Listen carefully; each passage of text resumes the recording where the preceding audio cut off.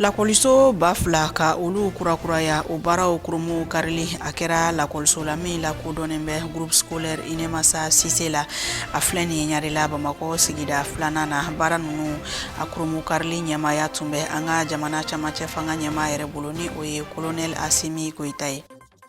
O tɛmɛnin kɔfɛ an ka bi don kunnafoni kɛnɛ ka fɛn min kɔni ye commune 4 procureur ni o ye Idrissa Amidou Touré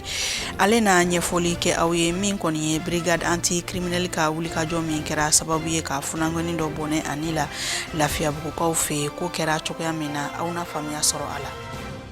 Mali kɔfɛ kibaru la a kɔni jirala k'a fɔ fɛn min kɔni ye Laurent Gbagbo ale ni Alassane Ouattara olu kan ka ɲɔgɔn ye tarata natɔ ni Ala sɔnna ma. Minnu de tun ye kunnafoni bakurubaw ye an bɛ dɔ fara min ka kadi aw ma ni Ala sɔnna ma ka kɛɲɛ ni bi juma ye Zulhijja kalo tile 13 hijira san 1442 an b'a fɔ bɛɛ lajɛlen ye aw bisimila Ɲɛta TV ka kunnafoni walawalali kɛnɛ ka to dun kan na.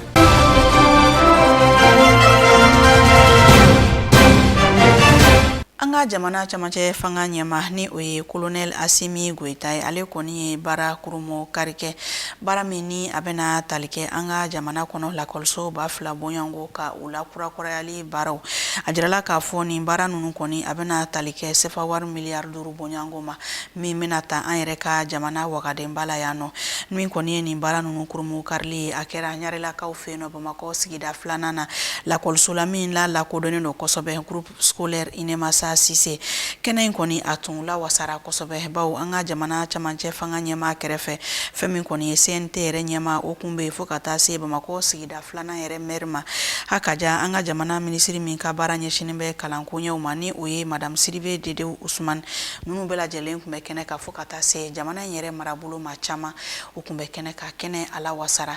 an ka jɛ ka Sumu Yatara ale ka bolonɔbila lajɛ. An ka camancɛ fanga ma ɲɛma colonel Asimi Goita a ye sefa wari miliyari 5 bɔɲɔgɔnko kɔni bila sen kan yaasa mun ye an ka kalanso ye o bɛ se ka jɔ ka ɲɛ cogoya min na tiɲɛni muru bɛ yɔrɔ kɔfɔlen ninnu bɛɛ lajɛlen bɛ se ka dilan ekɔlidenw fo ka taa se lekɔlikaramɔgɔw ma olu bɛɛ lajɛlen bɛ se ka lafiya u ka dɔnni ɲini ni baaraw la ni 5 miliyari mun kɔni bilala sen kan Asimi Goita fɛ a kɛkun de ye mun ye kilasi 2000 bɔɲɔgɔnko ye olu bɛ se ka dilan ka ɲɛ cogoya min na ka fara o kan Académie mugan bɔɲɔgɔnko olu fana ka se ka dilan ka ɲɛ kumasen mun bilala ni baara in kɔni kama o de ye kalanyɔrɔ ka dilan ka ɲɛ o bɛ se ka kɛ lakana ye lekɔlidenw ma ni lakana sɔrɔla ekɔlidenw yɔrɔ la dɔnniya bɛ na kɛ bɛɛ ta ye o kama ni ɲɛnajɛ kɔni kɛra ekɔliso mun na o tɔgɔ de ye ko Inemasa Cissé ale ye lekɔli publique fɔlɔ de ye an ka jamana yɛrɛ kɔnɔna na an bɛ dɔnni mun na lekɔliden 710 de bɛ yen nɔ kilasi 43 bɛ yen nɔ lekɔli karamɔgɔ 24 bɛ yen nɔ ni lekɔli kɔfɛlen bilala sen kan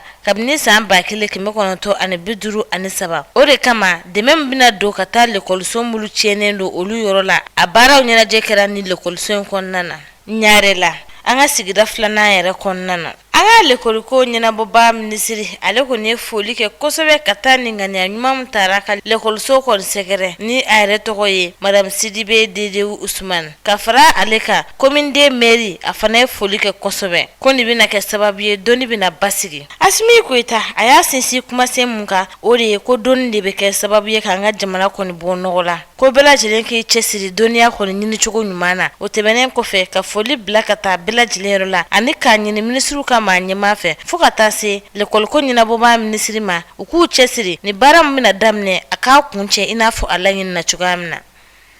Ni o tɛmɛna ka bɔ ye fɛn min kɔni ye an ka jamana ɲɛmaa ni minisiriw bɛ sigi ka baara min kɛ dɔgɔkun ni bɛɛ lajɛlen kɔni bɛ a dɔn conseil des ministres la conseil des ministres baralen kɔni a kɛra kunu alamisa juillet kalo tile 22 san 2021 a kɛra kuluba fanga yɛrɛ kɔni dagayɔrɔ la an ka jamana ɲɛmaa ni o ye camancɛ fanga ɲɛmaa in ye colonel Asimi Goita baara ninnu bɛɛ lajɛlen bonya kun bɛ ale bolo o kɛnɛ kelen kɔni na u ye a jira k'a fɔ baara ninnu kɔni a bolila la fɛn min ka o de kɔni ye marabolo kura min ni a filɛ sen kan a ka baaraw bɛna tali kɛ fɛn min ma ni o bɛ fɔ tubabukan na les plans d'action du gouvernement de transition an ka jɛ ka baara kelen minnu bɔra a la an ka ɲamadaw fɛ. Mali ministru bi ladala lasigi minnu kɛ arabaw fɛ yaasa ka se ka jamana ka sariya dɔw ta jamana maracogo la yirala k'a fɔ alamisa tɛmɛlen ni u bɛna juillet kalo tile 22 san 2021 fɛn min ye o ye balikan lada lasigi kɔni kɛ fɛn min ye jamana ɲɛma colonel Asimi Goita ale yɛrɛ kɔni ka yamaruya kɔni kɔnɔna kuluba hukumu de kɔnɔna fɛn min ye Mali ministru u ka lasigi senfɛ fɛn min ye kunnafoniya minnu kɔni dili u ma fɛn min ye ministri ɲɛma o kɔni fɛ ni o ye ministri ɲɛma a kan ka baara minnu kɛ fɛn ye transition yɛrɛ waati kɔnɔna fɛn ye o kɔnsɔnna ni baara ninnu ma ka jira k'a fɔ ko o ye baara ninnu kɔni ye o de hokumu kɔnɔ a nana ye k'a fɔ ko fɛn ye charte o min kɔni labɛnna a bɛ waati jan kɔni bɔ a jirala k'a fɔ o tomi 15 la o kɔni bɛ laɲini kɛ premier ministre kɔni fɛ fɛn ye a ka ko bɛɛ lajɛlen kɔni kɛ a ka se ka baara dɔ kɔni bila sen kan ka fɛn ye ni u b'a wele ko l'élaboration d'un plan d'action gouvernemental a ka se ka o kɔni bila sen kan cogoya min na yaasa o ka ye k'a fɔ ko a kan ka baara minnu kɛ ani a kan ka o baara minnu fana kɛ o ni fɛn ye fede wuruti min fana kɔni labɛnlen don ani o fana ka se ka taa ni ɲɔgɔn ye cogoya min na wa jirala fana k'a fɔ n'i ye Mali yɛrɛ sariya sunba yɛrɛ jateminɛ o tomi 78 na o fana bɛ laɲini kɛ fɛn ye ministri ɲɛma bɛɛ lajɛlen kɔni fɛ ni kɔnɔna na i ka se ka fɛn ye i ka baara i kan ka baara min kɛ i ka waati kɔnɔ i ka se k'o ta k'o jira jamanadenw fo ka taa se ɲɛmaw bɛɛ lajɛlen kɔnɔna na a jirala k'a fɔ ko fɛn ye Choguel Kokala Mayiga a ka ni baara in ko a bɛ don o de kɔnɔna na o de hokumu kɔnɔ ko n'i y'a jateminɛ fɛn ye o bɛ min wele ko plan d'action gouvernemental ko o de hokumu kɔnɔna na i n'a ye k'a fɔ san 2022 a jirala k'a fɔ plan d'action gouvernemental ko o dɔ kun kɛn bɛ a waati kɔnɔna na fɛn ye camajɛ fanga maa fɔlɔ minnu kɔni bɛ olu kɔni ye o baaraw kɛ ka bɛn ni sariya kelen kɔni ye ko nka n'i y'a jateminɛ kalo 8 kɔni tɛmɛlen kɔfɛ fɛn ye yɛlɛma kɔni nana don fɛn ye jamana maracogo kɔnɔna mɛ kalo tile 24 san 2021 waati o de hokumu kɔnɔ fɛn ye jamana ɲɛma ale kun ye laɲini kɔni kɛ fɛn ye Mali ministru ka ladalalasigi dɔ kɔni fɛ fɛn ye juin kalo tile 16 san 2021 ko bɛɛ lajɛlen kɔni ka kɛ fɛn ye baara kura olu ka se ka di ministru kɔni ma o baara ninnu ko o baara minnu bi taa ni jamana yɛrɛ ka taa ɲɛ wa o baara kun bɛ ka munumunu fɛn ye hakilina damadama de kɔni kan o jirala k'a fɔ ko o kɔni kun ye laɲini kɛ k'a jira k'a fɔ ka ko bɛɛ lajɛlen kɔni kɛ fɛn ye lakana o na se ka sabati jamana fan bɛɛ lajɛlen kɔni fɛ jamana maracogo ani jamana baarakɛyɔrɔ ka se ka yɛlɛma kɔni don a maracogo kɔni na fɛn ye jamana yɛrɛ maracogo ka se ka o fana kɛ jɛnɛya kɔni kan cogoya min na wa fɛn ye jamana marabaw olu fana bɛ kasabi min kɔni ta k'a dun n'u u b'a wele ko train de vie ka se ka dɔ kɔni bɔ o fana kɔni na a jirala fana k'a fɔ fɛn ye bɛnkasɛbɛn min bɛ yen ni o waliyala kabini fɛn ye waati jan n'u b'a wele accord d'Alger ka se ka o fana kɔni waliya bila sen kan ka fɛn ye hakili jagabɔ kɔnɔna na cogoya min na wa fɛn ye kalafili minnu fana kɔni kun bɛ yen ni o kun kan ka kɛ ka camajɛ fanga kɔni labɛn ka se ka olu fana kɔni labɛn fɛn ye jɛnɛya kɔni kan wa a jirala k'a fɔ ni baara minnu filɛ ye ni olu kɔni kun laɲinilen don camajɛ fanga maaw kɔni fɛ a jirala k'a fɔ ko o ni charte fo ka taa se fede wuruti ni olu bilala sen kan kabini octobre kalo kɔnɔna na san 2020 ko o ni sariya ninnu bɛɛ lajɛlen kɔni kuntilenna kɔni bi taa ni ɲɔgɔn kɔni ye yaasa fɛn ye ka se ka ni kumakan ninnu walima ni hakilila ninnu ka se ka olu kɔni waliya o de hokumu kɔnɔ fɛn ye ministre ɲɛma min bɛ bi Choguel Kokala Mayiga ale kɔni ye ko bɛɛ lajɛlen kɔni kɛ ka se ka a ka baara ninnu k'o kɔni bila sen kan kalo 9 min bɛ ni o tɔ kɔni tola o kan ka baara minnu kɔni kɛ o kɔnɔna na o de hokumu kɔnɔ fɛn ye projet de plan d'action gouvernemental ni o kɔni bilala sen kan fɛn ye Choguel Kokala Mayiga kɔni fɛ ni o kan ka kɛ projet de plan d'action gouvernemental 2021-2022 a jirala k'a fɔ ko fɛn ye ministre so minnu bɛ yen n'u ye ministre so 25 kɔni ye ko olu bɛɛ lajɛlen ka hakili jagabɔ de tɛmɛlen kɔfɛ fɛn ye o sɔrɔla ka ni baara in kɔni bila sen kan wa a jirala k'a fɔ fɛn ye Choguel Kokala Mayiga a b'a ye k'a fɔ ko a fana ka fɛn ye projet de plan d'action gouvernemental ko a kɔni bɛ boli fɛn ye hakilina 4 bɔɲɔgɔnko kɔni kan hakilina fɔlɔ ni u b'a wele ko axe 1 a jirala k'a fɔ ko fɛn ye ka se ka lakana k'o kɔni ɲɔɲɛ jamana fan bɛɛ lajɛlen kɔni fɛ jamana dugukolo bɛɛ ka se ka a bɛɛ lajɛlen kɔni lakana fɛn ye a filanan a jirala k'a fɔ fɛn ye Mali politique ko ka se ka fɛn ye a yɛlɛmali don a la ani jamana maracogo ka yɛlɛmaba kɔni don o kɔnɔna na cogoya min na o kɔfɛ hakili sabanan a y'a jira k'a fɔ fɛn ye kalafili minnu bɛna kɛ ka se ka olu fana kɔni labɛn fɛn ye jɛlenya ani tilennenya kan cogoya min na o kɔfɛ Choguel Kokala Mayiga a y'a jira k'a fɔ fɛn ye jamana marali jɛnɛya kan ani fo ka taa se fana fɛn ye furugufurugu min bɛ yen ani fɛn ye bɛnsɔnkɔniya min bɛ jamanadenw ni ɲɔgɔn cɛ ka se ka o bɛɛ lajɛlen kɔni ban fɛn ye don nataw la cogoya min na wa jirala k'a fɔ ko o ka baara ko o bɛna boli fɛn ye nin hakilila 4 ninnu kɔni kan wa jirala k'a fɔ fɛn ye Choguel Kokala Mayiga aka ni hakilina nu ni sharia kon dila o ma fem ye wasa la diglaw ka blon kon fe ko fem ye akon bina anyini fem ye aka ministry kelengelna belajele kon fe o ka ko belajele kon ke fem ye ni hakilla minu flen ye o ka sega waliya ka beni a watu ye chugamina wa fem ye shogal ko kala maiga aya jira ka fo ko fem ye ministry kelengele fem be kalo saba fem ye segezegal nata ki kon segezega ka laje hebi bara minu ke ni bara nu o be ka ta sra kon fe chugamina walma ni bara nu o be ka ta sra jelo kon fe Antunye ayiraula bakurubaula ka fo femi koni Bamako sigida nanina procureur alena nyefoli ke anye abe nyefoli ke anye muna ajirala ka fo femi koni funangeni do ale koni bonena anila femi koni brigade anti criminel oluka ulika jodo koni senfe asorola ukuto patrouille de koni na femi koni boluma fentigi do ukon kunyo ya maria okajo ni o masongajo ukoni ngeni na ke sababu yefo kana ke fongonyogonya koni ni makofole ani sigida ini o lafia buku kauka demsenu koni ni nwanche ukoni fongo nyogonya kera sababu yemi koni demseni kilenye ali bonena anila wasa au naseka famia soro kuna funina kateme bololo sanfe minu koni beka chari angaje ka Idrissa Amidou Touré ni ale communicate procureur ko kera chogamina abe onyefo anyana patrouille de Kumbesena et une patrouille de la brigade anticriminalité. Au Gamoli Kelen tombé patrouille là. Pour des molidos signalés, un véhicule de marque Toyota Corolla identifié le code CH 6448 je crois. Donc Kokajo quoi. Mais malheureusement atingma son kajo. Dans atingma son kajo minke police fana ya gain quoi. Donc auto gagner de là malheureusement on a assez molutigi flama. Donc molutigi ye ou molutigi no franco boka bin to tatigi min tumbeka mi banka job police wa se wole fa au franco boka bin mo sabanya ona jugina kelen woro karla kelen sen karla ou ben kelen bro le karla parama musulman do tumbe moto kelen ka projetera ka bin moli par brise kan je crois ko ka ako banana malheureusement au ko kera juste grain de crefin quoi la fait beaucoup on a juste grain de crefin au grain dimsen de willa ça ko gré accidenté na kalaje. Il se trouve que, je crois, Grenadine, nous, de la clé, nous tombé accidenté. Donc, à cause de tension, tout ça. Donc, nous faisons molly nous bloquer, comme nous t'étais,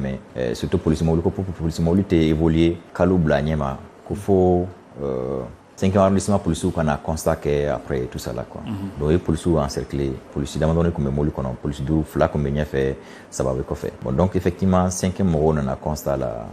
Entre temps, police nous réveille ou calme garder, brigade anticriminalité non. Oui, ça peut pomper au volet, qu'on a blessé nous évacué, qu'on a nous docteur Sola. Ensuite, comme Jamabe Kachaya, agent oui à renfort de ou à base ou à renfort d'ochi, donc moluere chikana. Moluere n'allait sans malheureusement tension là, au corona là qui se tue dans la boîte ou qui se tue na dimsen kelentana malheureusement qui s'est au sara qui s'est d'osro molon flanyona jogina. Donc à la suite de ça manga kokera bisa nyangami quoi. Donc c'est la tigo na kala ni pinigini ni fion et tout quoi. Donc il faut que il faut que les jeunes comprennent quand même qu'il y aura justice. Ce qui est sûr c'est que justice sera rendue dans cette affaire là. Et tout le monde est dans cette optique-là. Tout le monde. Aussi bien nous au niveau de la justice, au niveau du tribunal, qu'au niveau de la hiérarchie policière. Ah oui. D'ailleurs, ils ont, comme je l'ai dit, fin tombé patrouille nasro. Mouma morobo morola. Wa bede frappé ni brikli en froid koubebla. Koubede tout folo. Le temps que c'est que c'est le cas que kadon, donne ma minke, ainsi de suite. Je ne nous tombé, ou belame. Grenadin fin tombé, tombé lame. Fin na ben na ko ni minum se ga lame minum se kuma nyana mam se ga bo minum da ka famille kuma famille tab se ga soro minum da ka famille au bébé lame ensuite pour le sou fan na lame ça peut pompier fan tum ça il semblerait que ça peut pompier musodo tumbi kelen ga demseni bine qui c'est kelen ka soro boraka bin tout ça la be joli là je crois que au muso ya yi ka kashira quoi donc masika retenible à trois kashi bolo et tout ça là finalement masika barrière donc olu be élément de témoignage am sega minu soroka la main olu be na sega donc min kera exactement quoi donc ni be ba ira ka foko vraiment anti impunité ko la i min ke amanya ini nyangini minga kan o daikan nga o daikan sharia kon kadri konadla An bɛ dugawu kɛ jisuma ala k'o kɛ a fura ye ka hinɛ furew kɔnɔna ni ka tasiw bila yɔrɔ ɲa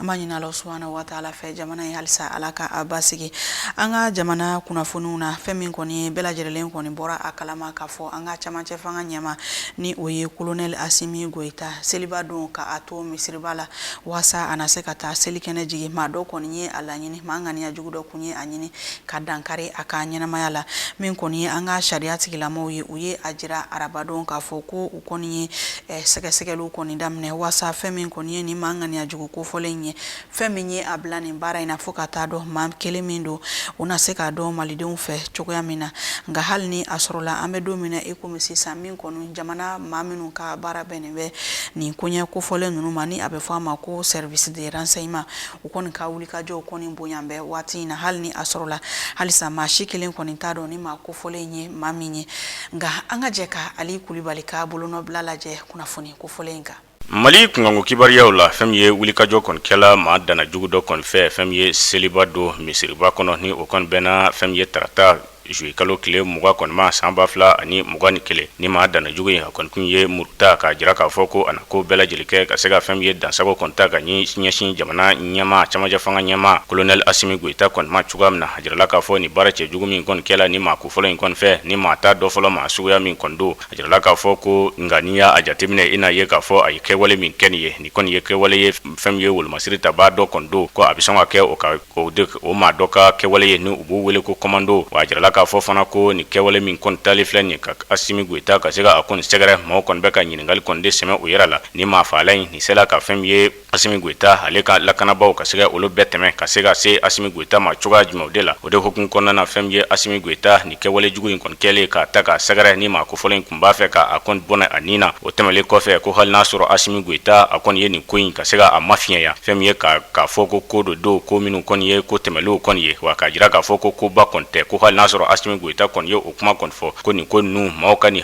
jateminɛ ni hakilimaya kɔni ye ko ni ye nin ko in kɛcogo jateminɛ i n'a ye k'a fɔ nin tɛ fatɔ ko ye nin ye ko ye ko min ni a kɔni labɛnna fɛn ye a labɛnna maa dɔw de fɛ yaasa ka se ka jamana ɲɛma ka a bɔnɛ a ni kɔni na cogoya min na wa fɛn ye kunnafoni o kɛlen y'a jira k'a fɔ ko fɛn ye maa min bɛ yen ni denmisɛnnin masina min kun ye nin wulikajɔ kɛ k'a fɔ ko a n'a jamana ɲɛma ka se ka a kɔni bɔnɛ a ni kɔni na a jirala k'a fɔ kunnafoni gafew kɔni fɛ ko fɛn ye maa dɔw kɔni bɛ yen ko olu kɔni welela yaasa ka se ka taa olu kɔni ɲininka cogoya min na wa jirala k'a fɔ ko o de senfɛ i n'a ye k'a fɔ a bɛ n'a fɔ ni maa kofɔlɔ in ko ani maa dɔw de tɛgɛ bɛ ɲɔgɔn bolo yaasa ka se ka nin baara cɛjugu ka se ka a kɔni kɛ wa jirala k'a fɔ ko nin baara in o kɛlen waati min na fɛn ye Bamako sigida filanan o kiiribulon ɲɛma n'u ye procureur kɔni ye ale kɔni ma fɛn ye sigi ka nin ko in kɔni lajɛ a ye wulikajɔ kɛ o waati bɛɛ fɛn ye a gafe ka se ka a kɔni ta a tɛgɛ la cogoya min na yaasa fɛn ye ka se ka yele bɔ nin ko ninnu bɛɛ lajɛlen kan nin ko ninnu a dugudugu yɔrɔw ka se ka a bɛɛ lajɛlen kɔni dɔ cogoya min na maa jɔn de bɛ nin kɔfɛ ani minnu jɔn de ye nin fɛn ye nin kɛwale jugu in ka se ka a kɔni labɛn yaasa fɛn ye ka se ka Mali jamana ɲɛma camancɛ fanga ɲɛma ka se ka a kɔni bɔnɛ a ni kɔni na wa a jirala fana k'a fɔ fɛn ye Asimi Goita n'i y'a jateminɛ wolomasiri taba jolen don wa maa min don fana fɛn ye maa min bɛ wolomasiri taba 100 fo ka taa se 1000 ni o ye wolomasiri taba kɛrɛnkɛrɛnlenw ye ka se ka olu kɔni labɛn cogoya min na wa a jirala k'a fɔ ni Asimi Goita ni ale yɛrɛ ka wolomasiri tabaya jɔyɔrɔ kɔni tɛ ani o dɔnni lahuta min b'a la ni o kɔni tɛ ko o kun a ko nin kɔni ko a kun na kɛ fɛn ye kojuguba kɔni de ye nka o dɔnni de senfɛ fɛn ye Asimi Goita a kɔni sela fɛn ye ka ko ninnu ka se ka aw da nin yɔrɔ in kɔni na ni maa kofɔlɔ in ma se ka fɛn ye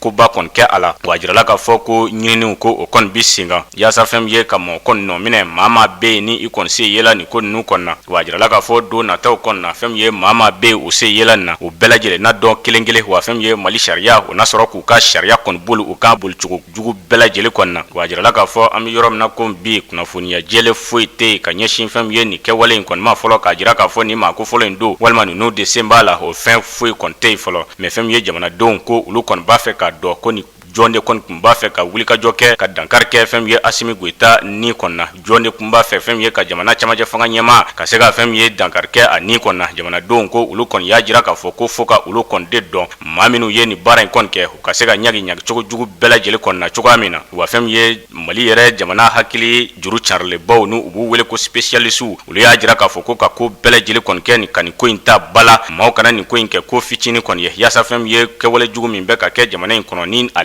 labɛnna maa dɔw de fɛ olu maaw bɛɛ lajɛlen ka se ka dɔn cogoya min na yaasa fɛn min ye dansigi ka kɛ nin ko nasuguyaw bɛɛ lajɛlen kɔni na Mali kɔni kɔnɔna na wa jirala k'a fɔ wulikajɔ min filɛ nin ye ka kɛ Asimi Goita kɔni kama Misiri kɔnɔ fɛn min ye maa dɔ ka wuli ka don ka se ka fɔ ko a n'a dankari kɛ Asimi Goita kɔni na ko nin kɔni bɛ fɛn min jira maaw de la fɛn min ye maa minnu bɛ yen n'u bɛ ka Asimi Goita ka se k'a ka lakana kɔni sabati ko woba walima fiɲɛba kɔni bɛ u ka yɔrɔ kɔni na Asimi Goita ko a kan ka jateminɛ kɛ wa jamana faamaw kan ka jateminɛ kɛ Asimi Goita ale ka lakana kɔni na wa o y'a jira fana k'a fɔ ko fɛn min ye maa minnu bɛ yen n'u bɛ ka Asimi Goita ka o lakana ni o ye wolomasiri taba kɛrɛnkɛrɛnlenw kɔni ye ko yala olu ka baara ye fɛn min ye jamana ɲɛmaa lakanali ye wa ni olu tɛ se fɛn min ye Mali wolomasiri taba minnu bɛ yen ni u b'u wele ko garde présidentielle ni olu yɛrɛ kɔni ye kalan kɛ o kama ani u kɔni formela ani ka ko bɛɛ lajɛlen kɛ ka fɛn min ye o kɛ wolomasiri taba jolenw ye yaasa u na se ka jamana ɲɛmaa k'a lakana cogoya min na ko yala olu ka baara de tɛ o ye wa u ka ko bɛɛ lajɛlen kɛ o hakili ka jigin o fana kɔni na. Halisa jamana in basigibaliya kunnafoniw an bɛ taa ni o de kɔni ye fɛn min kɔni ye Faransi jamana kɛrɛnkɛrɛnnenya la u ka minisiri min ni o ka baara ɲɛsinen bɛ u ka kɛlɛdenw lafasali ma ni o kɔni ye Florence Parly ale kɔni ye a jira waati laban ninnu na kɛrɛnkɛrɛnnenya la a ye foli de ta ni ka ɲɛsin Faransikaw ka cɛdenw ma minnu ka wulikajɔ kɛra sababu ye banbanci wale belebeleba min ni u la kodɔnnen bɛ EIGS la ni olu bɛ tali kɛ Al-Qaida Daesh ka bolofaraw fɛ u ye a jira k'a fɔ olu ka maa ɲɛma fila kɔni ko u ye dankari olu kɔni ni la min kɔni ye Faransikaw ka minisiri min ka baara ɲɛsinen bɛ u ka lakana sabatili ni u ka kɛlɛcɛw ka koɲɛw ma Florence Parly a kɔni ye a jira k'a fɔ ale bɛ barika ni cɛdenw de fɔ ni ka tila ka a ɲini u fɛ u ka fɛɛrɛ bɛɛ lajɛlen kɛ min bɛ se ka kɛ sababu ye u ka dankari banbanci wale kɛbaw la farafinna Sahara bolow kan Abdou Ouattara ale ye sɛgɛsɛgɛli kɛ kunnafoniw kan an ka jɛ k'a ɲɛmadaw fɛ ka sanga ni mamurutilenw kɛlɛli ye min ye lamɛrikaw ka kɛlɛkɛ jɛkulu minnu b'an ka jamana kɔnɔ ka se Faransi yɛrɛ kɛlɛban jɛkulu minnu b'an ka jamana kɔnɔ kɛlɛban yɛrɛ la minnu ni Mali finitigɛlakaw ale ni an dɛmɛbaw bɛ baara la olu ka wulikajɔ kɔni kɛra sababu ye min ye mamurutilenw ka ɲɛmaaba fila ye a yirala k'a fɔ u sera ka olu kɔni bɔnɛ u ni na an ka jamana yɛrɛ kɔkɔduyanfan marabolo la min bɛ wele ko Menaka ni maa fila minnu bɔnna u ni na jateminɛ ni sɛgɛsɛgɛliw bɛ sen ka se ka u lakodɔn a bɛ dɔgɔkun damadamani bɔ min ye Faransi kɛlɛbancɛw ale ni Niger kɛlɛbancɛ minnu bɛ an ka jamanaw kɔnɔna na cɛncɛnfuga yɛrɛ sanfɛ olu ka wulikajɔ fanga yɛrɛ kun barika bonyana dugumala i n'a fɔ sanfɛla laɲini kun tɛ dɔwɛrɛ ye maa kagana gɛlɛn minnu kɛlen bɛ ka adamadenw n'u bolokɔnɔfɛnw yɛrɛ laburuja wulikajɔ kun kɛlen bɛ olu kɔni kɔ ka se ka u bɛɛ lajɛlen ɲini k'u dɔn ani ka u siya latunu o baaraw kɔni tun bilalen bɛ sen kan ni kɛlɛbancɛ ninnu fɛ a kɛra sababu kɔni ye min ye mamurutilenw ninnu ka jɛkuluba fila o ɲɛmaa fila kɔni tora kɛlɛ yɛrɛ la kelen bɛ wele ko Dadi Ould Shaib filanan bɛ wele ko Almahamuda Agabaya ni baara ninnu na min ye kɛlɛkɛminɛnw caman ale ni subahana mansin caman o fana sɔrɔla ka minɛ u dagayɔrɔ kɔnɔna laɲini kɔni tɛ dɔwɛrɛ ye jija ni cɛsiri ka se ka taa kɛlɛkɛcɛw fɛ ka ɲɛsin ni mamurutilen ninnu ma walasa cɛncɛnfuga yɛrɛ jamana kɔnɔdenw ani u bolokɔnɔfɛnw bɛɛ lajɛlen ka se ka lafiya a yirala k'a fɔ an dɛmɛbaa jɛkulu minnu bɛ tali kɛ Faransi kɛlɛbancɛw ale ni Europe gun yɛrɛ kɛlɛbancɛ minnu faralen don ɲɔgɔn kan jɛkulu la n'a bɛ wele ko Task Force Takuba ale ni lamɛrikɛnw ka kɛlɛbancɛkulu fo ka taa se farafinna yɛrɛ faraɲɔgɔnkulu yɛrɛ kɔnɔna na kɛlɛkɛ jɛkulu minnu bɛ yen olu minnu faralen bɛ an ka jamana yɛrɛ kan ani an kɛrɛfɛ jamanaw kɛlɛkɛcɛw olu bɛɛ lajɛlen kɔni wulilen don k'u jɔ su ani tile walasa min ye an ka jamana camancɛ marabolo ye ka se ka taa se fo a kɔduyanfan na mamurutilen fɛn fɛn dagalen bɛ o yɔrɔ kɔfɛlen na u bɛɛ lajɛlen ka se ka bɔnɛ u ni na min bɛ se ka kɛ hakilisigi ni basigi ye an ka jamana ma o kunnafoniw de bɛ an bila ka an kunda farafinna ani diɲɛ fantɔw kunnafoni la Kurowari jamana kunnafoniyaw la min ye u ka jamana ɲɛmakɔrɔ Laurent Gbagbo ale ni u ka jamana ɲɛma Alassane Ouattara kan ka sigi ka kuma dɔ kɛ min kan ka bila sen ka tarata nata juillet kalo tile 27 a baaraw yɛrɛ kan ka kɛ fanga yɛrɛ dagayɔrɔ la Abidjan n'o ye Kurowari faba ye ka sanga o ma kunnafonidise dɔw kɔni bɔra ka yalayala Côte d'Ivoire jamana yɛrɛ kɔnɔna na ka se ka jamana kɔnɔdenw yɛrɛ ɲininka olu yɛrɛ sigilen bɛ ka mun kɔnɔ ni sigikafɔ in na maa dɔ yɛrɛ bɛ ni ale yɛrɛ ye jagokɛla n'a bɛ wele ko Ontes ale ko laɲini min bɛ ale la ani ale ka jateminɛw la sigikafɔ min bɛna kɛ Alassane Ouattara ni Laurent Gbagbo ni ɲɔgɔn cɛ hakilina ɲuman don a bɛna kɛ sababu ye sariyaw ani ɲɛta hakilinanbaw olu bɛna ta maa dɔ yɛrɛ bɛ n'ale bɛ wele ko Samuel ni ale yɛrɛ tɛ baara la ale ko ale ka jateminɛ la nin bɛna kɛ sababu ye maa minnu bɛ n'olu minɛlen don k'u datugu kaso yɛrɛ la politi kɛlɛ yɛrɛ fɛ o maa caman be olu bena bila ka bɔ kaso yɛrɛ la ka sanga o fana ma Alassane Ouattara ni Laurent Gbagbo ka sigi ɲa bena kɛ sababu ye sigiba dɔ fana kan ka ta k'o bila sen ka walasa Côte jamana kɔnɔdenw bɛɛ lajɛlen ka na u fɛlata yɛrɛ fɔ min be se ka kɛ sababu ye jamana yɛrɛ be se ka taa ɲɛ maa dɔ fana be n'ale be wele ko Charlie ale ka jateminɛw la a ko nin sigikafɔ bena kɛ sababu ye u ka se ka u da don gɛlɛyaba min yɛrɛ be Côte jamana yɛrɛ kɔnɔ i n'a fɔ ɲɛnɛmaya yɛrɛ gɛlɛyali dɔ farala fɛn bɛɛ sɔngɔ kan jateminɛw ka se ka k'o la adamadenw ka se k'u ka ɲɛnɛmaya kɛ bɛɛ ni basigi kɔnɔna na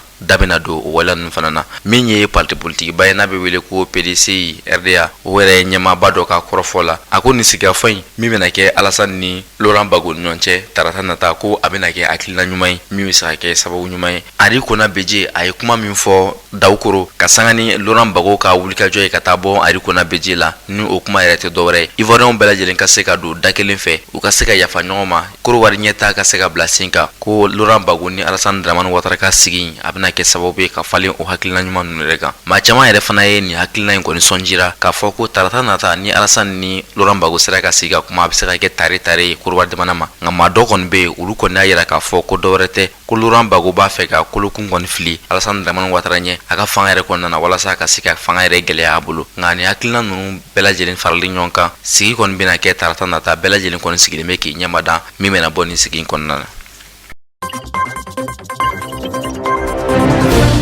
RDC jamana kan u ka fintigilaka maa caman kɔni minɛna min be tali kɛ maa 9 ɲɔgɔn bɔɲɔnko la k'u don kaso yɛrɛ la a yirala k'a fɔ u ka jamana ɲɛma n'o ye Félix Tshisekedi ye ale de kɔni tun ye jɛkulu dɔ bɔ n'o ye fintigilakaw ka jɛkulu ye u ka se ka taa RDC yɛrɛ marabolo lakana min be wele ko Utiri n'o kɛlen bɛ Mamoudou Tulon yɛrɛ dagayɔrɔ ye o baara ninnu na nafolo min kan ka di ni kɛlɛkɛcɛ ninnu ma walasa u ka se ka u ka dumuniw kɛ ani u ka se ka u yɛrɛ lakana ani k'u yɛrɛ sutura a yirala k'a fɔ u ka fintigilakaw ka ɲɛma dɔ ye dɔ bɔ nafolo kofɔlen na min kɛra gɛlɛyaba ye jateminɛ ni sɛgɛsɛgɛliw la jɛkulu min ka koɲa bɛnnen bɛ u ka fintigilakaw ka nafoloko yɛrɛ sɛgɛsɛgɛli ma ale kɔni ye sɛgɛsɛgɛli dɔ bila sen kan a be waati jan bɔ o sɛgɛsɛgɛli ninnu kɔnɔna na a nana ye k'a fɔ nafolo min kan ka di ni kɛlɛkɛcɛ ninnu ma a dafalen tɛ ka d'u ma o kɛra sababu ye sɛgɛsɛgɛliw bilala sen kan maa minnu be n'u olu kɔni tun nɔ b'a la olu bɛɛ lajɛlen minɛna ka datugu kabini dimanche tɛmɛlen maa dɔw yɛrɛ be olu datugulen bɛ u finitigilakaw yɛrɛ bolo san'u ka kiiri waatiw cɛ ka sanga o ma u ko politilakaw fana ka jɛkulu kɔnɔna na maa dɔ fana be olu ye nin waleya jugu yɛrɛ kɛ wele bilala olu bɛɛ lajɛlen ma k'u minɛ k'u datugu ni kunnafoniya nin kɔni dira u ka finitigilakaw ka jɛkuluba fɛ minnu ka koya bɛlen bɛ u ka kunnafoni di ma RDC jamana ɲɛma n'o ye Félix Tshisekedi ye a ko finitigilakaw bilala baara minnu na u ni hakɛ minnu kan u kan ka d'u ma foyi man kan tigɛ ka b'o la ni maa de kɔni nɔ yera ni waleya jugu ninnu na kiiri na boli u kan u ni ɲangini min ka kan o fana na da u kan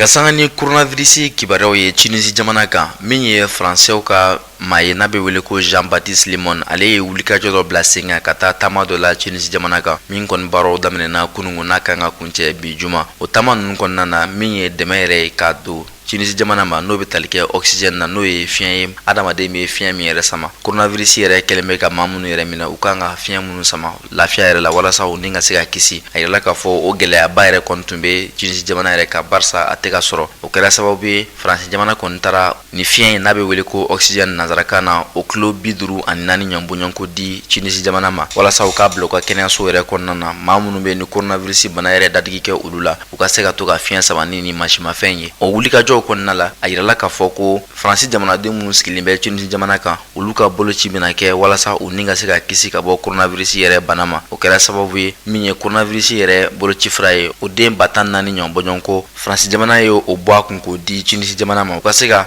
boloci kɛ France jamanadenw na minnu sigilen bɛ Tunisie jamana kan ni wulikajɔ in bilalen bɛ sen kan walasa coronavirus bana min kɛlen bɛ ka dadigi kɛ Tunisie jamana la caman ka se ka bɔ o la a yɛlɛla k'a fɔ fana ko min ye Inde jamana ye France jamana ye nin waleya ɲɔgɔnna dɔ fana kɛ o yɔrɔ kɔfɔlen na laɲini tɛ dɔwɛrɛ ye gɛlɛya kɔni bilen bɛ Tunisie jamana kan coronavirus kunkanko la min kɛra sababu ye u tɛ ka se ka bɔ u yɛrɛ la o waleyaw kɔni kɛra sababu ye France jamana y'a yira k'a fɔ u bɛna u dɛmɛ cogoya bɛɛ lajɛlen na walasa u ka se ka kisi nin bana jugu in ma tuguni Ethiopie jamana kan u ka kɛlɛba min wulilen no kabini novembre kalo tɛmɛlen na san 2020 kɔnɔna na a yirala k'a fɔ kɛlɛ in yɛrɛ bɛ ka jidi min bɛ ka kɛ sababu ye marabolo caman yɛrɛ bɛ ka don kɛlɛ in yɛrɛ la ka sabu kɔni kɛ kɛlɛ in bɛ Ethiopie faba n'o ye Addis Abeba ye ani u ka marabolo dɔ bɛ min bɛ wele ko État du Tigre o duguba fila de kɔni ɲaamilen no ɲɔgɔn na ka sabu kɔni kɛ État du Tigre o maaw kɔni y'a yira k'a fɔ olu b'a fɛ ka yɛrɛma hɔrɔnya ta maa murutilen dɔ kɔni bɛ o ɲɛma min ye jamana yɛrɛ faba ye n'o ye Addis Abeba ye o finitigilakaw ni nin maa kɔfɛlen ninnu bɛ ka ɲaami ɲɔgɔn na san ani waati min kɛra sababu ye maa caman bɛ ka bɔnɛ a nin na a yirala k'a fɔ Ethiopie marabolo wɛrɛ bɛ min wele ko Afar kɛlɛ yɛrɛ sera o ma ni o yɛrɛ bɛ Tigre yɛrɛ kɔrɔyan fan fɛ wulikajɔw kɔni kɛra sababu ye dɔgɔkun 2 tɛmɛnen na maa 20 ani kɔɲɔbɔɲɔ ko olu kɔni bɔnɛna o nin na ka sabu kɔni kɛ mugu pɛrɛntan min bɛ ka filifili ka bɔ État du Tigre ni Addis Abeba ni ɲɔgɔn cɛ o kɔlɔlɔ dɔw sera ni marabolo kofɔlen na min bɛ wele ko Afar n'a kɛlen bɛ gɛlɛyaba ye jateminɛw fana y'a yira k'a fɔ maa 50 ka se maa 70 ɲɔgɔnbɔɲɔ ko ma olu kɔni bɔra u sigiyɔrɔ la barisa u sabalen bɛ kɛlɛ yɛrɛ ɲɛ min yɛrɛ ye maa murutilen ninnu ka jɛkuluba ɲɛmaa ye n'a bɛ wele ko Getachew Reda ale ko laɲini min bɛ ale la o tɛ dɔwɛrɛ ale t'a fɛ ka marabolo fila yɛrɛ bila ɲɔgɔn na nka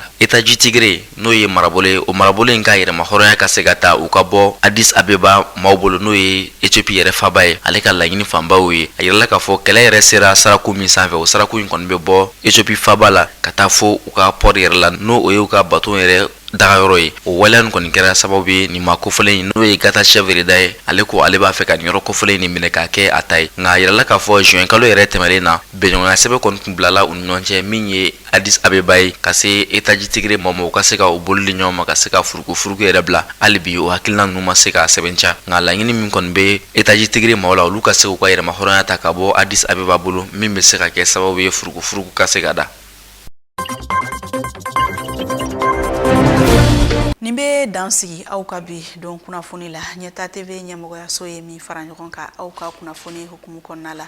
an bɛ foli ni tanuni lase an lajɛlikɛla bɛɛ lajɛlen ma ka Ɲɛta TV sugandi ni ka aw kɛ aw ka kunnafoni tayɔrɔ ye an b'a ɲini Alahu subahanahu wa taala fɛ an ka jamana fɛn min kɔni ye cɛbɛn ani basigi ye a ko sabati malidenw ni ɲɔgɔn cɛ halisa Ɲɛta TV baarakɛla bɛɛ lajɛlen bɛ a fɔ aw ɲɛna aw sanbɛ ala k'an ka seliw caya si ani kɛnɛya la sini ni waati kelen na ne bɛ aw ladɔnniya jamana in ani diɲɛ fan tɔw kunnafoni la